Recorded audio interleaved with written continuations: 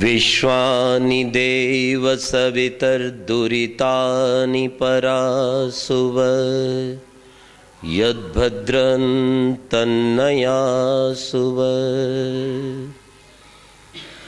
ॐ अग्ने व्रतपते व्रतं चरिष्यामि तच्चकेयं तन्मे राध्यताम्। इदमहं मन्रेतात् सत्यमुपैमि। ॐ नमस्ते अस्तु पश्यत पश्येमा पश्यत पश्येमा पश्यत।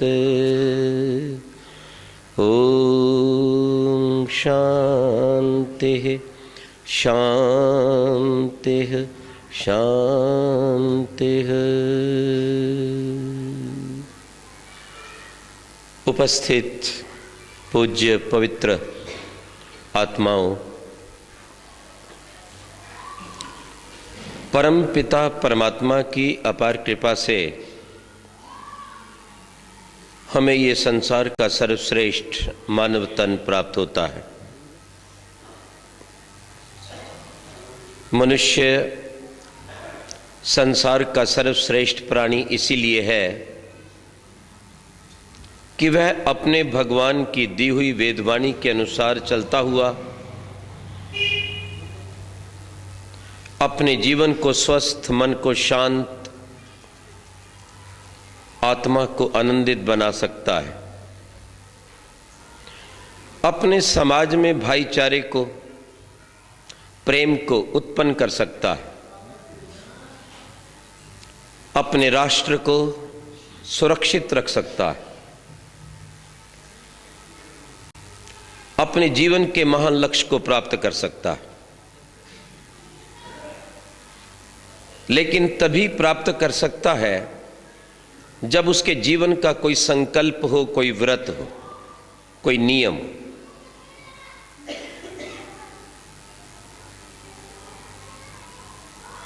जो व्रती है वही सच्चा व्यक्ति है, और जो सच्चा व्यक्ति है वही एक सच्चा समाज और एक सच्चा राष्ट्र बना सकता है। इसलिए परमात्मा कहता है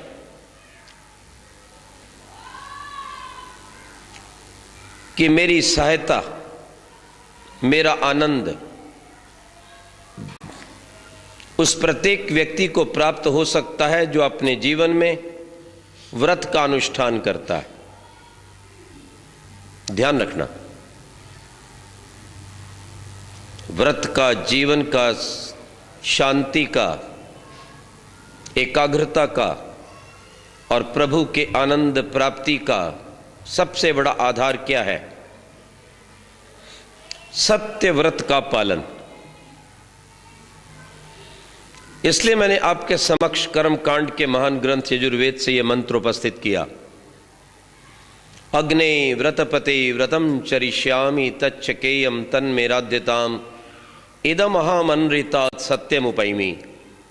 हे व्रतों के स्वामी परमेश्वर, हे अग्नि के तुल्य सर्वव्यापक, सबके प्रेरक, जिस तरह से आप सारे संसार को व्रतों में चलाते हो, नियमों में बांधते हो, जिस तरह से आपका ये सारा संसार नियम पूर्वक चलता है, सूर्य, चंद्र, तारागण, ऋतुएं सभी अपने नियमों का यथा योग्य पालन करती हैं।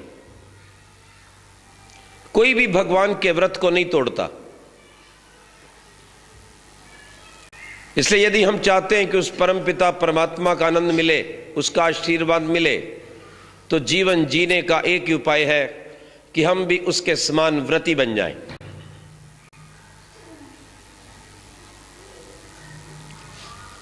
यदि हम भी भगवान के समान व्रती बन जाएंगे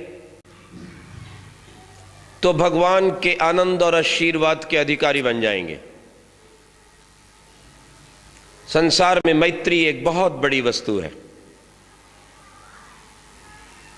मित्रता में एक ऐसा गुण है कि व्यक्ति आपके लिए अपने प्राण तक न्यौछावर कर सकता है।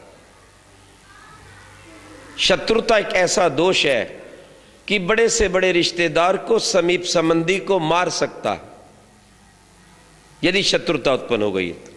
वो नहीं देखता ये पति है या पत्नी है, पुत्र है या पुत्री है, पिता है या माता है। रोज आप बहुत सी घटनाएं पढ़ते हो। यदि हमें अपने परिवार में शांति को उतारना है तो कुछ व्रतों का पालन करना होगा, और सब व्रतों का मूल, जिसको कहते हैं हाथी के पांव में सबका पांव, वह मूल है सत्य। हम सत्य को धारण करें, यथार्थता के स्वामी बने,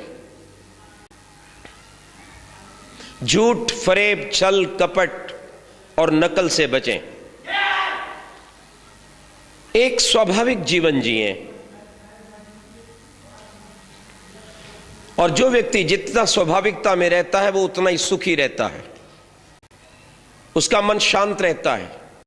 और जो जितना यथार्थ स्वाभाविक जीवन जीता है उसको उतना ही अधिक परमात्मा का आशीर्वाद भी मिलता है। ध्यान रखना, हमारा झूठ हमें थोड़ी देर के लिए लोगों से बचा सकता है, हमारा छल और कपट थोड़ी देर के लिए हमें लोगों की आंखों में उठा सकता है, लेकिन देर तक नहीं। दुनिया भी कुछ समय के पश्चात हमारे झूठ को समझ जाती है और जीवन भर का विश्वास समाप्त हो जाता है। परंतु जो परम पिता परमात्मा सर्वव्यापक है, कण कण में विद्यमान है, उससे हमारा झूठ कैसे छिप सकता है? इसलिए महर्षि दयानंद सरस्वती लिखते हैं सत्यार्थ प्रकाश में, ओ मानव, यदि तू ये जानकर झूठ बोलता है कि तू बच जाएगा और इसे जानने वाला कोई नहीं, तो नादान, तू नहीं जानता, तेरे बोलने से पहले ही वो हृदय में उपस्थित भगवान ये जान रहा है कि तू क्या है। ध्यान रखना। इसलिए परिवारों में अशांति का एक सबसे बड़ा कारण है झूठ बोलना, और झूठ बोलकर अपनी गलतियों को, अपनी गंदी आदतों को छिपाना, झूठ बोलकर अपने असंस्कारी, कुसंस्कारी बच्चों पर पर्दा डालना, और अपने उन संस्कारहीन बच्चों के कारण अपने पड़ोसियों, बहनों से लड़ना। ध्यान रखना, उसके पीछे भी असत्य कार्य करता है। जो कुछ मैं नहीं हूं वो मैं दिखाना चाहता हूं। कब तक? कब तक ये रहस्य बना रहेगा? सच्चाई हर व्यक्ति जान लेता है। ध्यान रखना इस बात को। मुझे एक परिवार में जाने का अवसर मिला, काफी वर्षों की बात है। आर्य समाज का कार्यक्रम था, वेद प्रचार चल रहा था। जैसे ही मैं प्रवचन देकर उठा, एक युवक ने अपना परिचय दिया, बड़ा पठित था, संभवतः बैंक में कार्यरत था। आके कहने लगा, आचार्य जी, क्या आप हमारे घर चलेंगे, मुझे आशीर्वाद देंगे? तो मेरे पास समय था तो मैंने जाना स्वीकार किया। जैसे मैं घर पर पहुंचा, उसने मुझे कमरे में बिठाया और बिठाकर सबसे पहले किवाड़ को बंद कर लिया जो दूसरे कमरे में निकलता था, और मुझे कहने लगा कि मेरे विवाह को आज 12 वर्ष हो गए और मुझे शांति नहीं।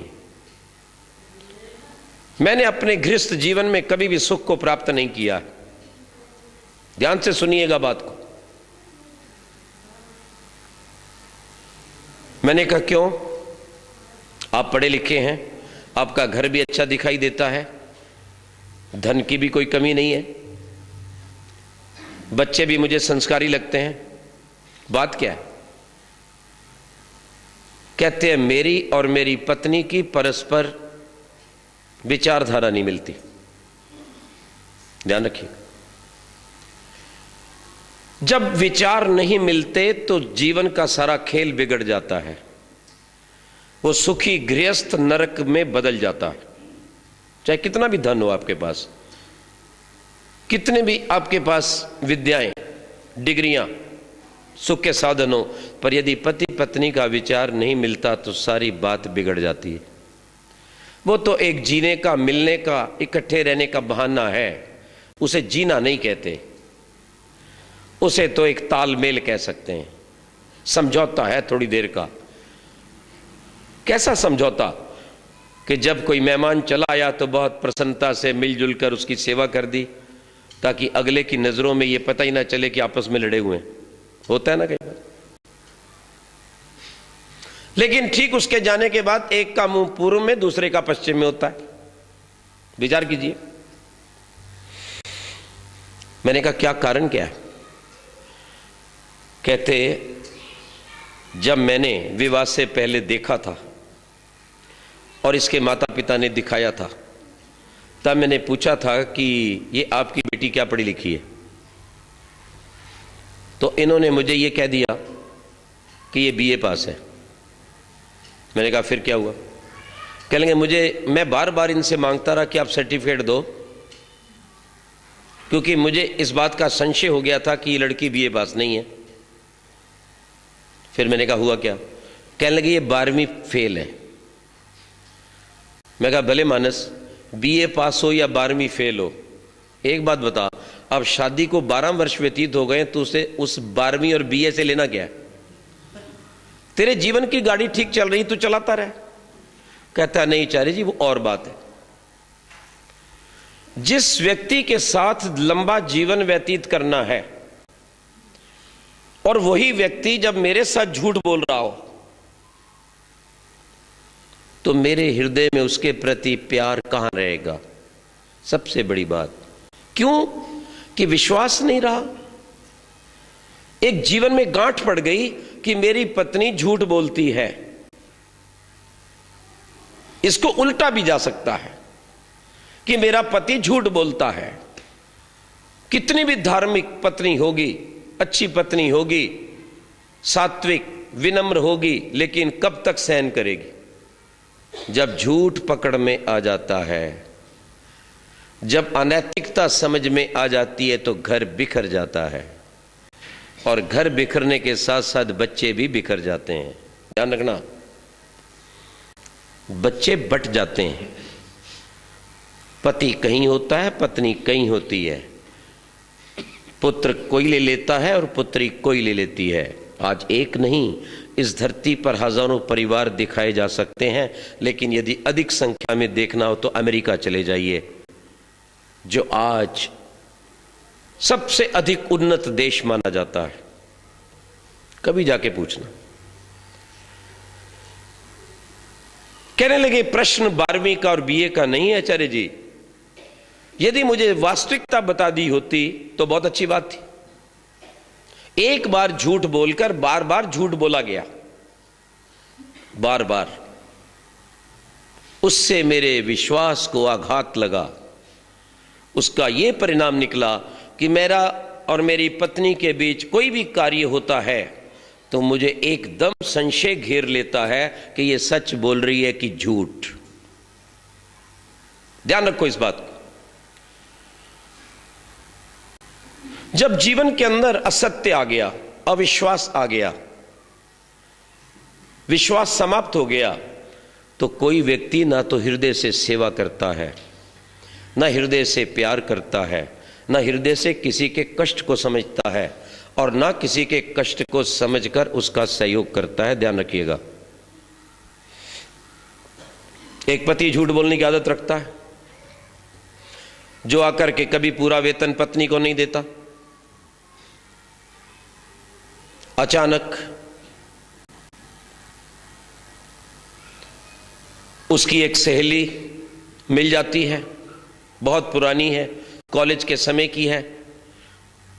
जब चर्चा होती है तो पता चलता है कि उसका पति और इसका पति एक ही संस्था में काम करते हैं। मित्रता बढ़ती है, मित्रता बढ़ते बढ़ते बात वेतन पर आ जाती है। आपके पति को क्या मिलता है? बोले उतना ही जितना तुम्हारे पति को मिलता है। तो बोले मेरे पति को तो केवल 20,000 मिलता है। बोले ये कैसे हो सकता है? हमारे पति को 40,000 मिलता है और जितना हमारे को मिलता है उतना ही तुम्हारे को भी मिलता है। ओह, वो कहती बहन ये कैसे? बोले आप विश्वास करो, मैं ठीक कह रहा हूं, वही कंपनी है, वही ऑफिस है, एक ही कार्य है। अब जिस व्यक्ति ने कई बार झूठ बोल रखा है वो एकदम तो नहीं कहेगा मुझे 40 मिलता है और 20 कहां जाता है। यदि मान लो आपको माता पिता को देना पड़ता है, किसी अनाथालय में देना पड़ता है, किसी राष्ट्रीय कार्य में देना पड़ता है, या तुम बच्चों के लिए संभाल कर रख रहे हो तो और बात है, पर इतना गोलमाल होने के बाद वो पत्नी कैसे विश्वास करेगी? अब की बार जब वेतन का समय आया तो पति देव पूरा ही हाथ लटका कर आ गया। बहुत देर हो गई है, 11 बज गए हैं। पति ने पूछा क्या बात है? बोले क्या बताएं, आज मेरी जेब कट गई है। बोले कोई बात नहीं, पहले आधी कटती थी अब पूरी कट गई है।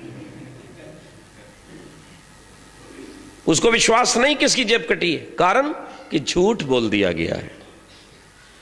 ध्यान रखो, जहां सत्य है वहां पर प्रेम है, वहां पर विश्वास है, वहां बलिदान की भावना है, वहां पे अमृत है, वहां ईश्वर की प्राप्ति है, वहां संगठन है और वहां सब प्रकार के दुराचारों की निवृत्ति है। उस घर के अंदर शांति है, सुख है और संस्कारी संतान है। ध्यान रखना, संस्कार का आधार भी सत्य है। इससे बड़ा कोई और गुर नहीं दुनिया में।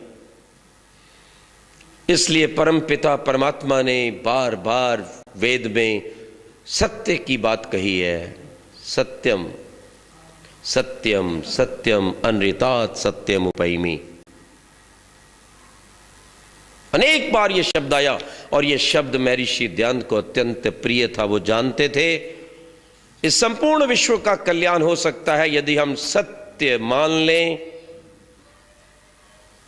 सत्य जान लें और सत्य के अनुसार अपने जीवन में कार्य करें। पर ध्यान रखना, पहले मानना नहीं होता, पहले जानना होता। पहले सत्य को जाने कि सत्य क्या है। जब आप जानेंगे नहीं तो मानेंगे कैसे? जब आपको सच्चाई का पता ही नहीं है तो आप मान कैसे सकते हैं?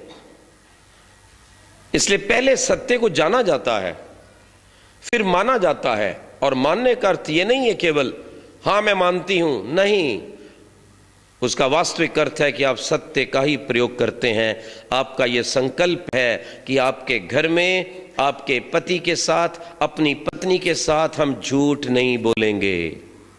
यहां से प्रारंभ कीजिए। यह उपदेश सबसे पहला दुनिया का सुधारने का, घर को स्वर्ग बनाने का अपने बच्चों में लाइए कि कभी भी बच्चों तुम हमारे साथ झूठ नहीं बोलोगे। और बच्चों को सत्य बुलवाने से पहले ये माता पिता का कर्तव्य है कि अपने बच्चों के सामने कभी झूठ ना बोलें और कभी उनको झूठा ढाढ़स ना बंधाएं, कभी झूठी आशा ना दिलाएं, तुम्हें ये ले देंगे, तुम्हें वो ले देंगे और ये ले देंगे। कई बार बिना जानकारी के, बिना समझ के, उतावलेपन से किसी कार्य को करवाने के लिए आप अपने बच्चों से ये कह देते हैं तुम ये करोगे तो हम लेके देंगे। आप बोल तो देते हैं लेकिन वो आपको लेके देना नहीं होता, बच्चा पीछे पड़ा रहता है और बच्चों का माता पिता के प्रति अविश्वास पैदा हो जाता है और घर समाप्त हो जाता है। क्यों? बच्चे को जब पता चलता है कि माता पिता झूठ बोलते हैं तो बच्चे भी झूठ बोलते हैं, और जब बच्चे झूठ बोलते हैं तो समझो फिर संपूर्ण विनाश शुरू हो चुका है घर का। बच्चा विद्यालय नहीं गया तो कह देता है मैं गया था। बच्चा गलत चीजें खा रहा है तो कहता है मैं नहीं खाता हूं।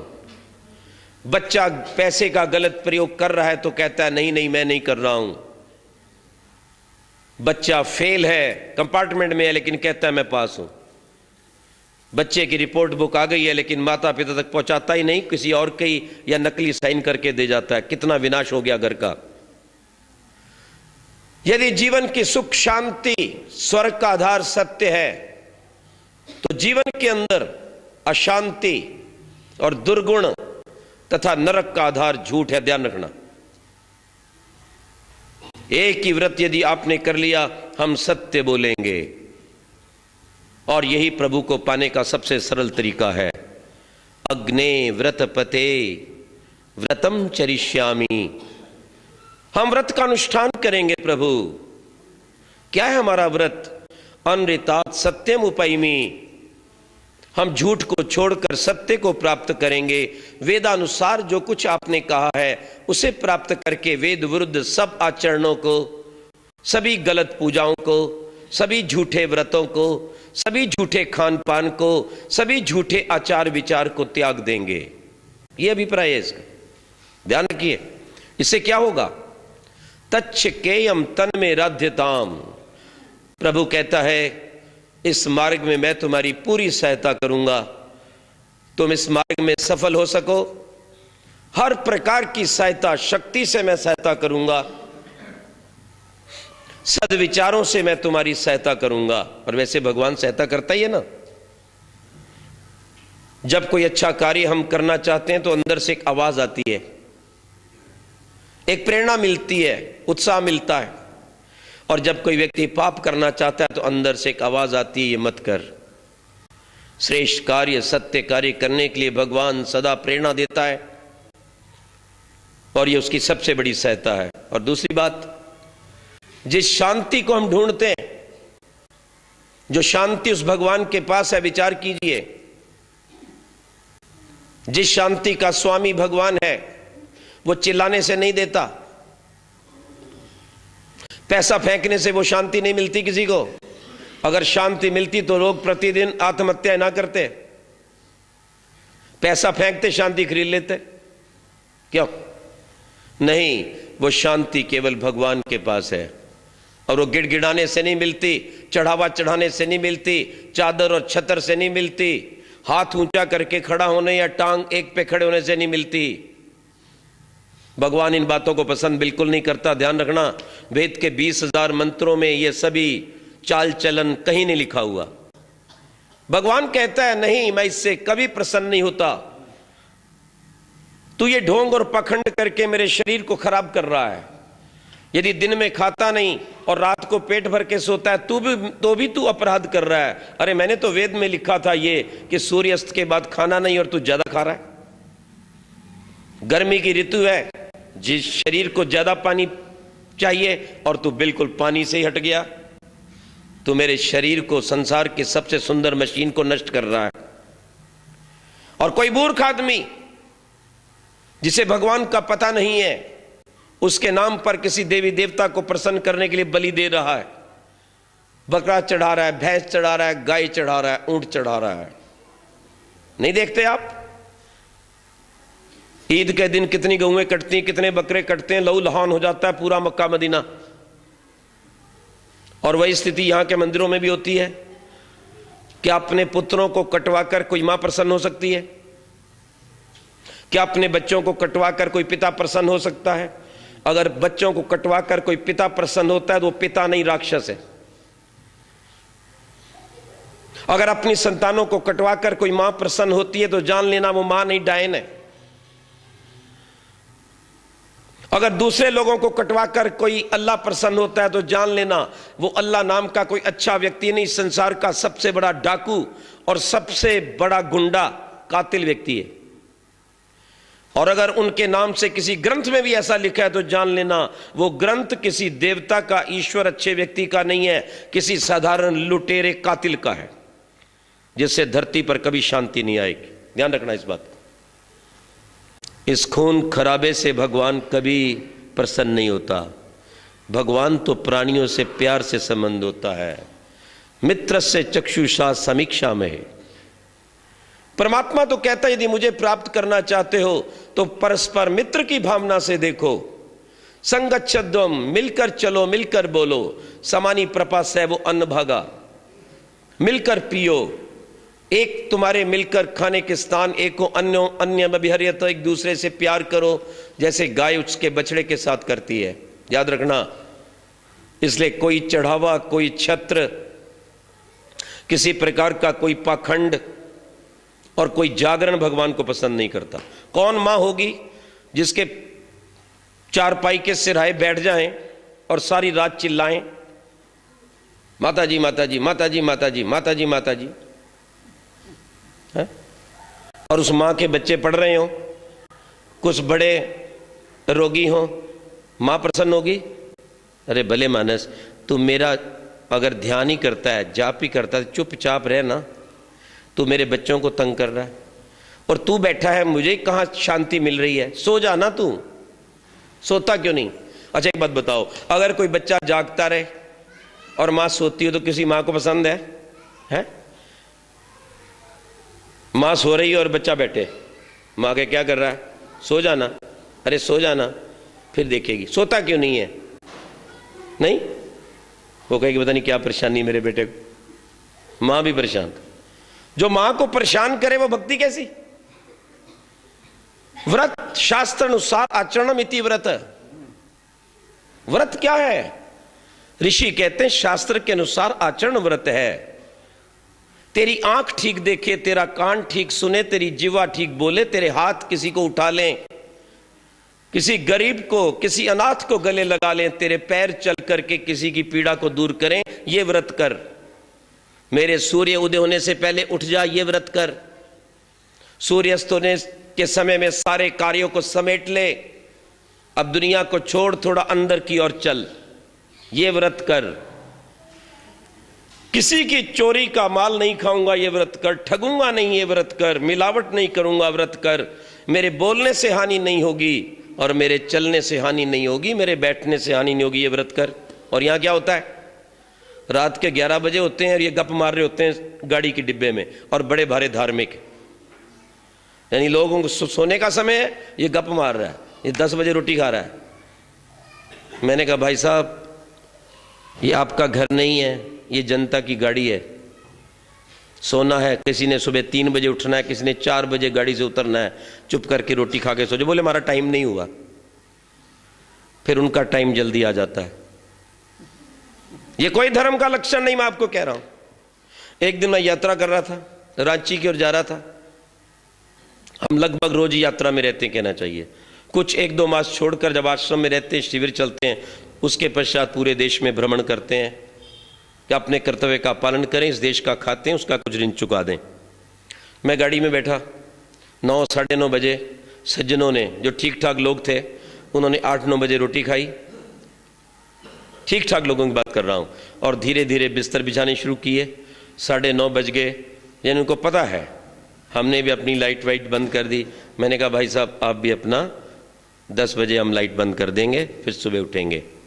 उसने भी लाइट बंद कर दी और मैंने बोला, मैंने कहा आप भी लाइट बंद कर देना। थोड़ा ऊंचा बोला कि मेरी पड़ोसन भी सुन ले। बहन एक बैठी थी, सुना तो उसको रहा था और मुझे पक्का विश्वास था ये नहीं सोएगी, क्योंकि खास पढ़ी लिखी है, ये खास आदमियों की पैदा की गई है, इसके पास खास पैसा भी है, शक्ल सूरत आचरण से लग रहा था, ये सोएगी नहीं। खैर मैंने सुना दिया तो, और हुआ क्या, वही बात हुई। जब 10 बज गए तो अभी वो किताब ही लेके बैठी थी, अपना नावल। मैंने कहा बहन जी अगर आप भी सो जाएं तो बड़ा अच्छा है। बोले आप सोइए ना। भी मैं तो सो ही रहा हूं, खैर विचार करना। 10:15 साढ़े 10 बज गए, अब लाइट आ रही थी। हम ये सोचते हैं कि सोते समय कोई प्रकाश नहीं होना चाहिए ताकि आपकी आंखों को पूर्ण विश्राम मिले, आंखें ज्यादा देर तक चलेंगी। 10:30 बज गए, मैं उसे देख रहा था, जाग रही थी, उसके ऊपर कोई प्रभाव नहीं था। मैं उठा के चेन खींच दी, गाड़ी रुक गई, अंदर आ गए। गाड़ी को देखने वाले इंचार्ज लोग, 1-2 पुलिस वाले कहने लगे जी क्या बात है। मैंने कहा बहन जी किताब पढ़ रही हैं, जब गाड़ी चलती है तो किताब हिलती है, इसलिए गाड़ी रोक दी गई है ताकि खड़ी गाड़ी में आराम से पढ़ ले। तो वो लोगों का क्या होगा। मैं कहा लोगों की क्या चिंता करनी भैया, उसको कष्ट हो रहा है, उसको किताब पढ़नी है, इसलिए जब किताब उसकी पूरी हो जाएगी तब गाड़ी चलेगी। अब उसकी इज्जत कितनी रह गई मुझे आप बता दीजिए। इन बातों से कोई महान नहीं बनता। याद रखिए इस बात को, सत्य व्यवहार, मानवता का व्यवहार, अपनी आत्मतुल्य व्यवहार अगर हम जीते हैं तो इससे परमात्मा भी प्रसन्न होता है और घर में भी सुख शांति की गंगा बहती है। पर पहली चीज है सत्य कहता हूं। क्यों कहता हूं? भगवान का नाम सच्चिदानंद है, झूठा नंद तो नहीं। और सच्चिदानंद का प्यार उसे ही मिलेगा जो उस सत्य को स्वीकार करेगा, उस सत्य में जिएगा और सत्य में चलेगा। ये बात बताओ, एक झूठ बोलने वाला, एक सच बोलने वाला, क्या दोनों का प्यार हो सकता है? क्या दोनों की मित्रता हो सकती है? एक तो रोज झूठ बोलता है, बहाना मारता है, और दूसरा बिल्कुल प्रतिज्ञा का पालन करता है। पैसा लिया है 5,000 रुपया, बोले आपको तीसरे दिन मिल जाएगा सुबह 8 बजे। ठीक तीसरे दिन गया, उठाकर पैसा दे दिया, एक विश्वास बन गया। और ये व्यक्ति पैसे ले गया 5,000 रुपया, बोले भाई साहब कल दूंगा, 2 महीने हो गए दिया नहीं। क्या विश्वास बनेगा? यही आपके परिवार के भीतर की स्थिति है। इसलिए माता पिता हो, चाहे दादा दादी हो, चाहे सास या बहू हो, चाहे बेटा या पुत्र हो, हमारा व्यवहार सत्य का होना चाहिए। वो सत्य विश्वास को पैदा करता है, वो सत्य प्यार को पैदा करता है, वो सत्य सेवा भावना को पैदा करता है, याद रखना। और सबसे बड़ी बात कि सत्य संगठन को पैदा करता है। ये मेरा व्यक्ति है और जिस पे विश्वास नहीं, भैया कोई भरोसा नहीं, कहां को क्या कर दे ये, हम इसकी जिम्मेवारी नहीं लेते, इसका कोई भरोसा नहीं है। आप काम सौंप दो, कोई कार्यक्रम हो रहा है, ये काम करेगा, लोग कहने लगे भैया इसके भरोसे मत रहना, भूखा मार देगा, इसका कोई भरोसा नहीं है, ये हाथ तो भर देता है पर पूरा कभी नहीं उतरता। सुबह जाना है पतिदेव को, जल्दी निकलना है, लेकिन जिसे सुबह उठने का अभ्यास नहीं, सत्य बोलने का अभ्यास नहीं, और जिसके मन को चाय चुड़ैल ने वैसे ही गंदा कर दिया है, क्योंकि प्राय 100 में से 90% लोग जो चाय पीते हैं वो कभी वचन का पालन नहीं कर सकते। ये लिख के दे सकता हूं। क्यों? चाय की प्याली नहीं मिली तो ये बेचारा मर जाता है, हाय चाय। और चाय इतनी बड़ी चुड़ैल है कि जब गाड़ी चलती है ना तो सारी रात चाय चलती है, सारी रात। एक दिन 12 बजे का समय था, मैं यात्रा कर रहा था, तब तक ये वातानुकूलित गाड़ियां भी नहीं चली थी। ठीक, गाड़ी में बैठे हुए थे, रात के 12 बजे 1 बजे में एकदम उठा, बाहर से आवाज आई, हाय। मैं एकदम उठा, मैं कहा क्या हुआ? कहता कुछ नहीं, चाय वाला आया है। ये सारी रात इनकी हाय बंद नहीं होती। आप विचार करके देख लीजिए। इसलिए अच्छी तरह नोट कर लेना, अंकित कर लेना हृदय की डायरी पर। मन को चंचल बनाने में, सत्य को हटाने में, भगवान से दूर भगाने में, और आपका मन चंचल करके आपको दुरितों का अड्डा बनाने में यदि किसी का बहुत बड़ा आज हाथ है तो चाय का है। यूं ही नहीं कह रहा हूं, कैफीन और टैनिन भी है इसमें, वैसे एक दवाई है, पर आप दवाई की तरह नहीं लेते।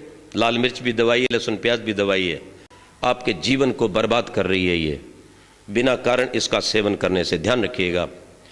इसलिए जीवन के अंदर सुख शांति के लिए, पारिवारिक उन्नति के लिए सत्य की आवश्यकता है। और जब प्रत्येक व्यक्ति सत्य का व्रती होता है तो उसका परिणाम क्या निकलता है? विश्वानि दुरितानि परासु यद भद्रं तन्ने आसु। हम अपने दुरितों से बच जाते हैं।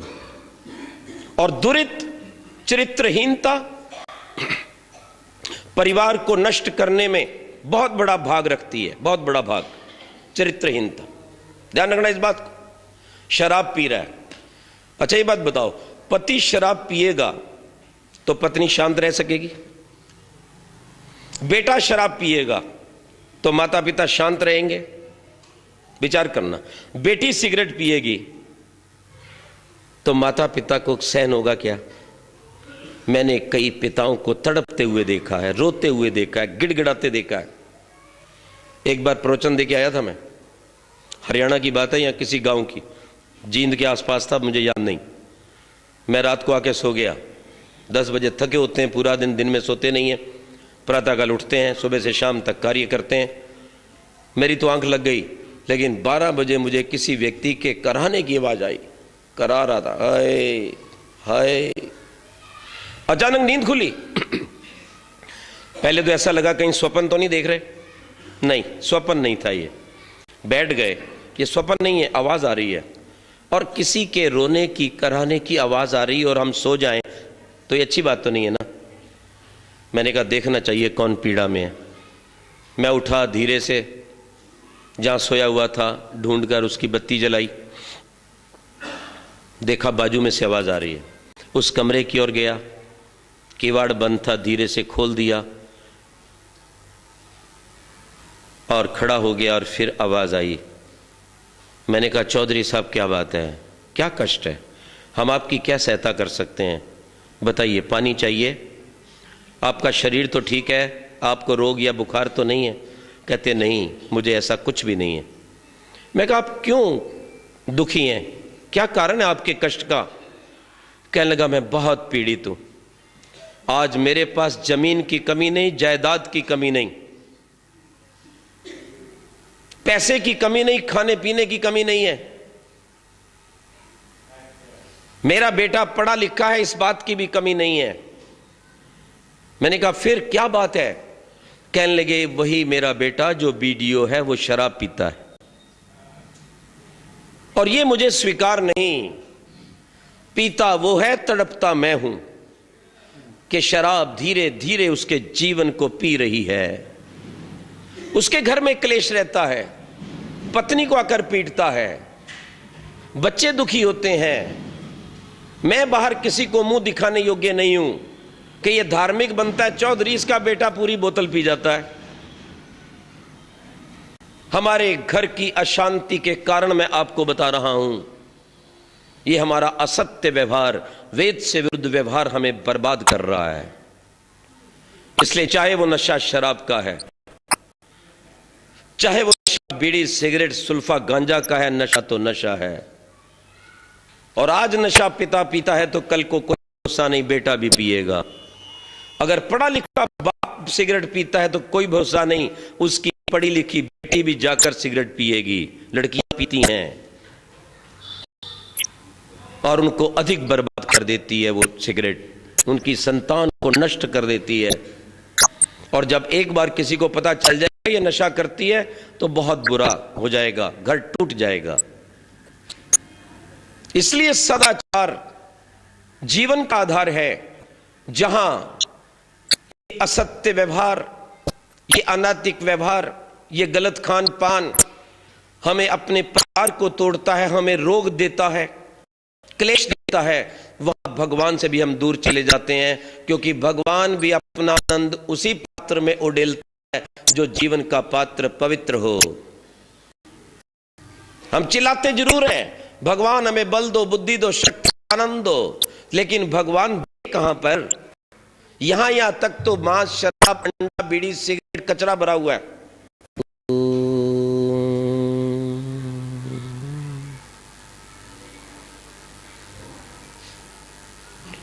विश्वानि देव सवितर्दुरितानि परासुव यद्भद्रं तन्नयासुव। ओम अग्ने व्रतपते व्रतं चरिष्यामि तच्चकेयं तन्मे राध्यताम्।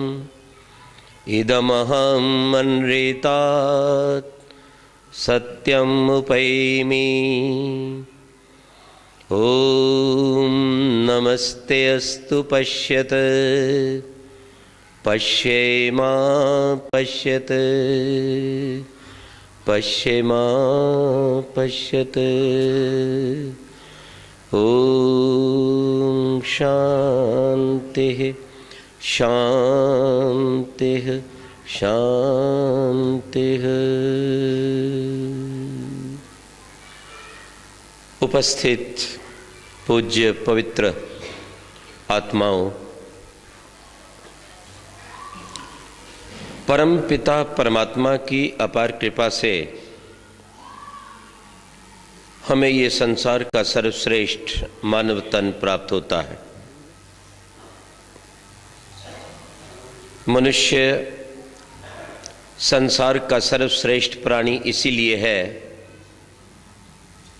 कि वह अपने भगवान की दी हुई वेदवाणी के अनुसार चलता हुआ अपने जीवन को स्वस्थ, मन को शांत, आत्मा को आनंदित बना सकता है। अपने समाज में भाईचारे को, प्रेम को उत्पन्न कर सकता है। अपने राष्ट्र को सुरक्षित रख सकता है। अपने जीवन के महान लक्ष्य को प्राप्त कर सकता है। लेकिन तभी प्राप्त कर सकता है जब उसके जीवन का कोई संकल्प हो, कोई व्रत हो, कोई नियम।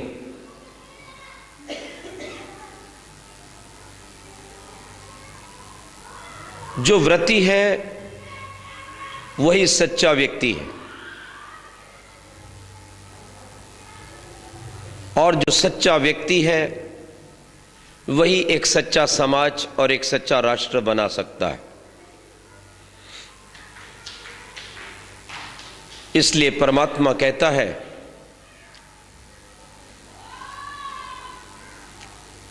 कि मेरी सहायता, मेरा आनंद उस प्रत्येक व्यक्ति को प्राप्त हो सकता है जो अपने जीवन में व्रत का अनुष्ठान करता है। ध्यान रखना, व्रत का, जीवन का, शांति का, एकाग्रता का और प्रभु के आनंद प्राप्ति का सबसे बड़ा आधार क्या है? सत्य व्रत का पालन।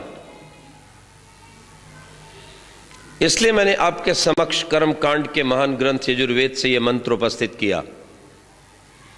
अग्ने व्रतपते व्रतम चरिष्यामि तच्चकेयम तन्मेराद्यताम इदम अहमनृतात् सत्यमुपैमि। हे व्रतों के स्वामी परमेश्वर, हे अग्नि के तुल्य सर्वव्यापक, सबके प्रेरक, जिस तरह से आप सारे संसार को व्रतों में चलाते हो, नियमों में बांधते हो, जिस तरह से आपका ये सारा संसार नियम पूर्वक चलता है, सूर्य, चंद्र, तारागण, ऋतुएं सभी अपने नियमों का यथा योग्य पालन करती हैं। कोई भी भगवान के व्रत को नहीं तोड़ता। इसलिए यदि हम चाहते हैं कि उस परमपिता परमात्मा का आनंद मिले, उसका आशीर्वाद मिले, तो जीवन जीने का एक ही उपाय है कि हम भी उसके समान व्रती बन जाएं।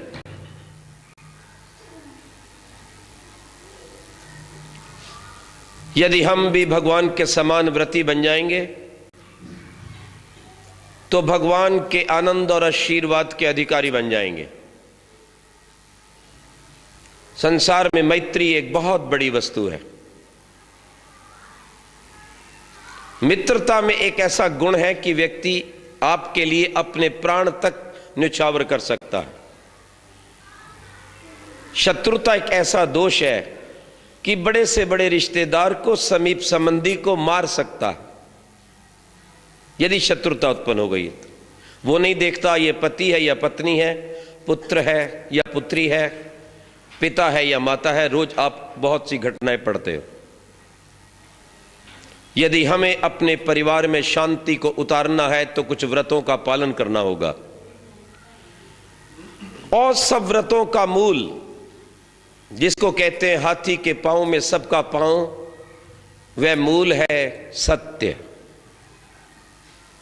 हम सत्य को धारण करें, यथार्थता के स्वामी बने, झूठ, फरेब, छल, कपट और नकल से बचें,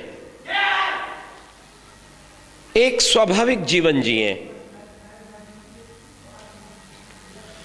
और जो व्यक्ति जितना स्वाभाविकता में रहता है वो उतना ही सुखी रहता है, उसका मन शांत रहता है।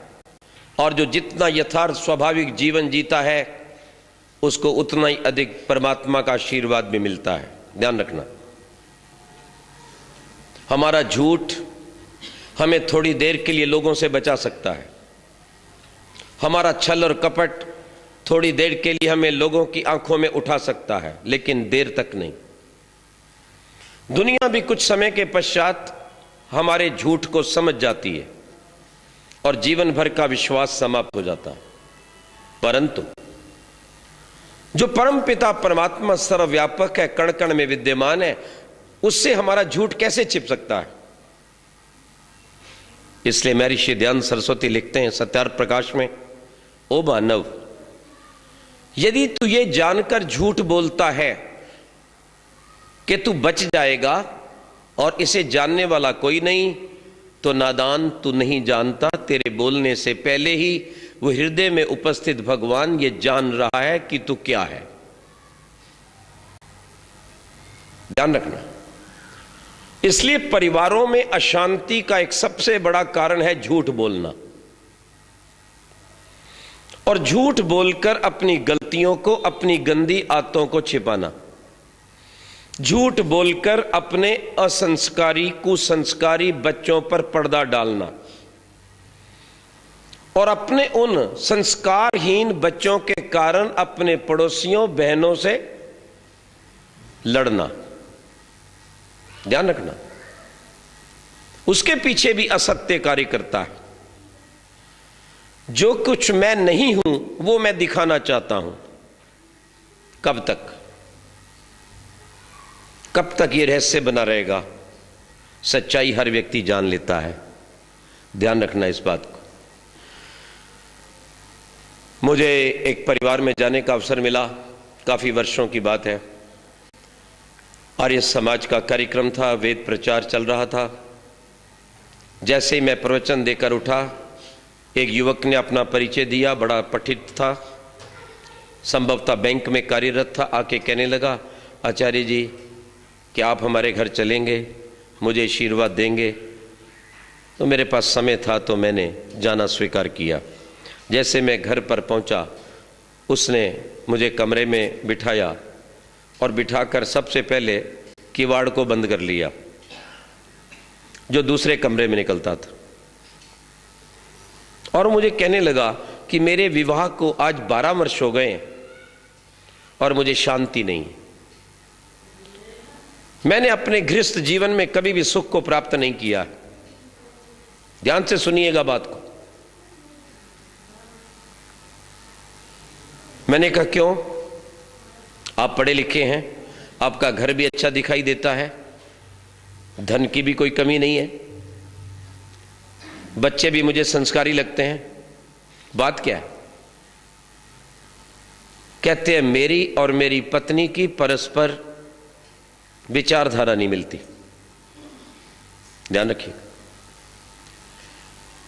जब विचार नहीं मिलते तो जीवन का सारा खेल बिगड़ जाता है। वो सुखी गृहस्थ नरक में बदल जाता है। चाहे कितना भी धन हो आपके पास, कितने भी आपके पास विद्याएं, डिग्रियां, सुख के साधन हो, पर यदि पति पत्नी का विचार नहीं मिलता तो सारी बात बिगड़ जाती है।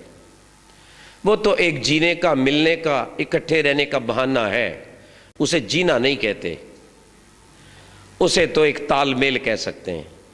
समझौता है थोड़ी देर का। कैसा समझौता? कि जब कोई मेहमान चला आया तो बहुत प्रसन्नता से मिलजुल कर उसकी सेवा कर दी, ताकि अगले की नजरों में ये पता ही ना चले कि आपस में लड़े हुए हैं। होता है ना कई बार। लेकिन ठीक उसके जाने के बाद एक का मुंह पूर्व में, दूसरे का पश्चिम में होता है। विचार कीजिए। मैंने कहा क्या कारण क्या है?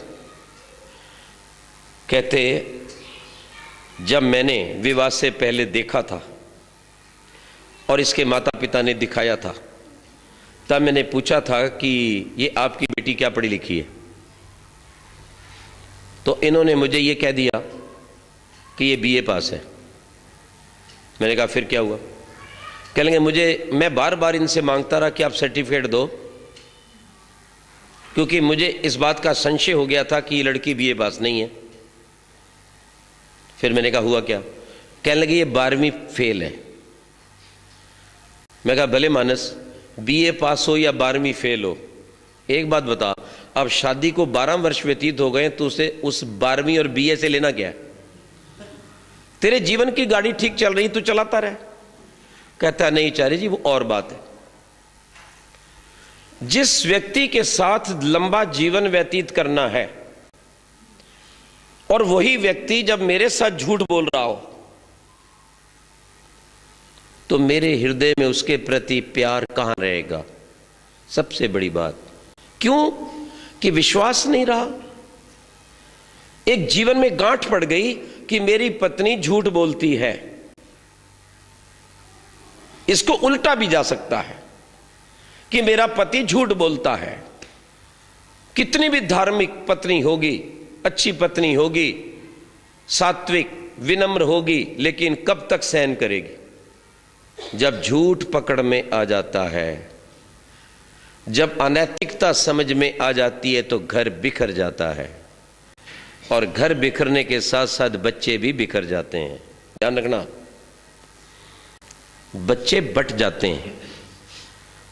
पति कहीं होता है, पत्नी कहीं होती है, पुत्र कोई ले लेता है और पुत्री कोई ले लेती है। आज एक नहीं, इस धरती पर हजारों परिवार दिखाए जा सकते हैं, लेकिन यदि अधिक संख्या में देखना हो तो अमेरिका चले जाइए, जो आज सबसे अधिक उन्नत देश माना जाता है। कभी जाके पूछना। कहने लगे प्रश्न 12वीं का और बीए का नहीं है आचार्य जी। यदि मुझे वास्तविकता बता दी होती तो बहुत अच्छी बात थी। एक बार झूठ बोलकर बार बार झूठ बोला गया, बार बार। उससे मेरे विश्वास को आघात लगा।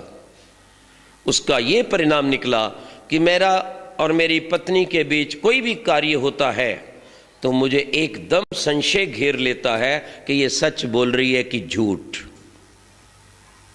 ध्यान रखो इस बात को। जब जीवन के अंदर असत्य आ गया, अविश्वास आ गया,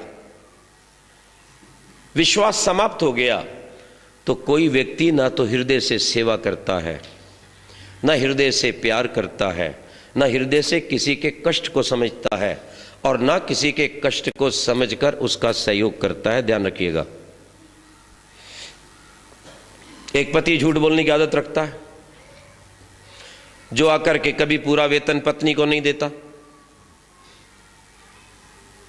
अचानक उसकी एक सहेली मिल जाती है, बहुत पुरानी है, कॉलेज के समय की है। जब चर्चा होती है तो पता चलता है कि उसका पति और इसका पति एक ही संस्था में काम करते हैं। मित्रता बढ़ती है, मित्रता बढ़ते बढ़ते बात वेतन पर आ जाती है। आपके पति को क्या मिलता है? बोले उतना ही जितना तुम्हारे पति को मिलता है। तो बोले मेरे पति को तो केवल 20,000 मिलता है। बोले ये कैसे हो सकता है? हमारे पति को 40,000 मिलता है और जितना हमारे को मिलता है उतना ही तुम्हारे को भी मिलता है। ओह, वो कहती बहन ये कैसे? बोले आप विश्वास करो, मैं ठीक कह रहा हूं, वही कंपनी है, वही ऑफिस है, एक ही कार्य है। अब जिस व्यक्ति ने कई बार झूठ बोल रखा है वो एकदम तो नहीं कहेगा मुझे 40 मिलता है और 20 कहां जाता है। यदि मान लो आपको माता पिता को देना पड़ता है, किसी अनाथालय में देना पड़ता है, किसी राष्ट्रीय कार्य में देना पड़ता है, या तुम बच्चों के लिए संभाल कर रख रहे हो तो और बात है, पर इतना गोलमाल होने के बाद वो पत्नी कैसे विश्वास करेगी? अब की बार जब वेतन का समय आया तो पति देव पूरा ही हाथ लटका कर आ गया। बहुत देर हो गई है, 11 बज गए हैं। पति ने पूछा क्या बात है? बोले क्या बताएं, आज मेरी जेब कट गई है। बोले कोई बात नहीं, पहले आधी कटती थी अब पूरी कट गई है। उसको विश्वास नहीं किसकी जेब कटी है, कारण कि झूठ बोल दिया गया है।